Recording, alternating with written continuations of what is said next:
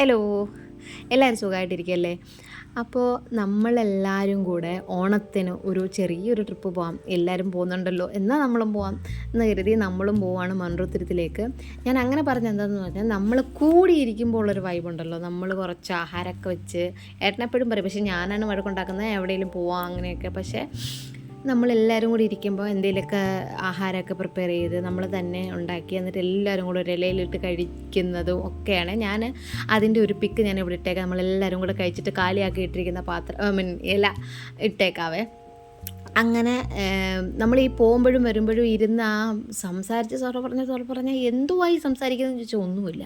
പക്ഷേ സംസാരിച്ചാൽ ഒട്ട് തീരത്തുമില്ല. അങ്ങനെ നമ്മൾ മൺറോത്തുരുത്തെത്തി. വൈകുന്നേരങ്ങളിൽ ഒരു 2 മണിക്കൂർ ചുമ്മാ ചില്ലടിക്കാൻ പറ്റിയ ഒരു നല്ലൊരു സ്പോട്ടാണ് മൺറോത്തുരുത്ത് എന്ന് പറയുന്നത്. അപ്പോൾ അവിടെ എത്തിക്കഴിഞ്ഞപ്പോൾ ഞാൻ ഏട്ടനോട് പറഞ്ഞു, ഏട്ടാ സ്റ്റൈലായിട്ട് വണ്ടിക്കൊന്ന് ഇറങ്ങി വാ, ഞാൻ വീഡിയോ എടുക്കാമെന്ന്. പക്ഷേ എന്ത് ചെയ്യാൻ, ഇപ്പുറത്തെ കാട് കാരണം പുള്ളിക്കാരൻ ചുരുങ്ങി ഇറങ്ങേണ്ടി വന്നു.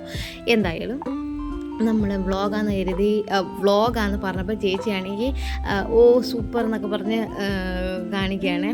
എന്നിട്ട് ഇത് രണ്ടാമത്തെ ചേച്ചി, ഷായ ചേച്ചി. അപ്പോൾ നമ്മൾ എല്ലാവരും കൂടെ വൈബടിച്ച് കുഞ്ഞുങ്ങൾ ഐസ്ക്രീം, പിന്നെ ചായ കുടിക്കേണ്ടവർ ചായ, പിന്നെ ഉപ്പിലിട്ടത് കിട്ടിയായിരുന്നു, മാങ്ങ പൊളിയായിരുന്നു, അത് അടിപൊളിയായിരുന്നു. അങ്ങനെ നമ്മൾ 7 പേരടങ്ങുന്ന 2 ബോട്ടിലായിട്ടാണ് പോയത്. അപ്പോൾ 7 പേരടങ്ങുന്ന ഒരു ബോട്ടിന് 1000 രൂപ, അങ്ങനെയാണ് അവർ ചാർജ് ചെയ്യുന്നത്. പിന്നെ അല്ലാതെ പ്രൈവറ്റ് ആൾക്കാരും അവിടെ പിന്നെ ഇങ്ങനെ ബോട്ടിംഗ് സർവീസ് നടത്തുന്നതുണ്ട്. ഇത് പക്ഷേ ഏട്ടൻ്റെ പരിചയക്കാർ വഴി ഇങ്ങനെ വിളിച്ചിട്ട് അങ്ങനെ അവിടെ തന്നെ ഉള്ള ആളാണ് കൊണ്ടുപോയത്. നമ്മൾ ഇങ്ങനെ അവിടെ ആ ബോട്ടിലുള്ള ആ ചേട്ടനുണ്ടല്ലോ, ആ ചേട്ടനോട് ഇങ്ങനെ ചോദിച്ചു എങ്ങനെയാണ് ഈ മൺറോത്തുരുത്ത് അങ്ങനെയൊക്കെ ഉള്ള പേര് വന്നതെന്നൊക്കെ ഉള്ള കാര്യങ്ങൾ. പണ്ട് കേണൽ മൺറോ എന്നുള്ള ആളാണ് നമുക്കിതുപോലെ ഈ തുരുത്തിന് ഇവർ മൺറോ ഐലൻഡ് എന്ന് പേരിട്ടതും. പണ്ടെന്നല്ല ഇപ്പോൾ, അതേപോലെ ഇപ്പോഴും കൃഷി ചെയ്യുന്നുണ്ട്. അതായത് സീസൺ അനുസരിച്ച് കൊഞ്ചിൻ്റെ കൃഷി, അതേപോലെ ഞണ്ട്, അങ്ങനെയൊക്കെ സീസണുകളനുസരിച്ച് അവർ ഇങ്ങനെ വെള്ളം കെട്ടി നിർത്തി അതിനകത്ത് വളർത്തിയിട്ട് ഒരു ഇതാകുമ്പോഴത്തേക്കിന് അവരത് വിൽക്കും. അതും അവർക്കൊരു ജീവനമാർഗ്ഗമാണ്. അതേപോലെ ഞാൻ ചോദിച്ചു, മഴയൊക്കെ വരുമ്പോൾ ഇത് വെള്ളം കയറത്തില്ലേ? ഇവിടെ അടുത്തടുത്തൊക്കെ അങ്ങ് വീടാ, തൊട്ട് കാല് വെക്കുന്നത് വെള്ളമാണ്. അപ്പോൾ ചോദിച്ചപ്പോൾ പറയുന്നത് അങ്ങനെ വെള്ളം നിൽക്കത്തില്ല, പെട്ടെന്ന് വലിയും അങ്ങനെ പറഞ്ഞു. അതേപോലെ ഇവർക്ക് അറിയാലോ എവിടെയാണ് വെള്ളം കൂടുതലുള്ളത് കുറവുള്ളതെന്നൊക്കെ. അപ്പോൾ വെള്ളം കുറവുള്ളിടത്ത് നമ്മളെ ഇറക്കി നിർത്തും, നമുക്ക് അങ്ങനെയും കുറച്ച് നേരം വൈബ് ചെയ്യാം.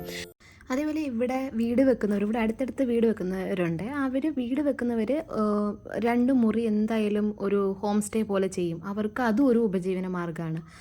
അങ്ങനെ വൈബൊക്കെ കഴിഞ്ഞ് ഞങ്ങൾ തിരിച്ചു പോവാണേ.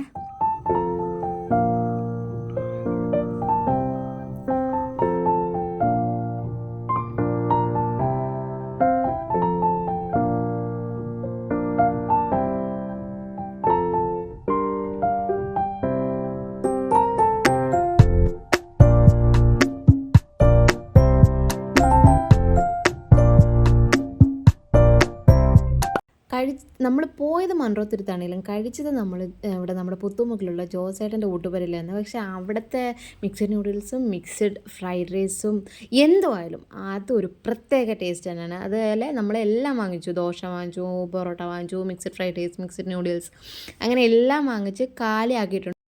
ഓരോ നിമിഷം കഴിയുമ്പോഴും എല്ലാ ഓർമ്മകളാണ്. അങ്ങനെ ജീവിതത്തിൽ ഓർത്തു വയ്ക്കാൻ നല്ലൊരു ദിവസവും കൂടി, നല്ലൊരു സായാഹ്നം കൂടി.